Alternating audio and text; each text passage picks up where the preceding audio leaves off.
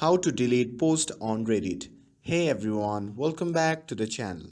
In today's video, I'm going to show you how you can delete a post from your Reddit account. So without further ado, let's get started. So first thing first, open your preferred web browser and simply search for reddit.com and you will be directly prompted to the main Reddit homepage. And from there, you can simply navigate to your profile by clicking on your profile icon in the top right corner, and from the pop-up menu, you can simply click on View Profile. And once you enter your profile section, you will see a list of your previous post. Simply find the post that you want to delete and simply click on the three dot menu next to it. And from the pop-up menu, simply click on delete and confirm your action by clicking on yes delete. And after doing that, your post will be removed successfully.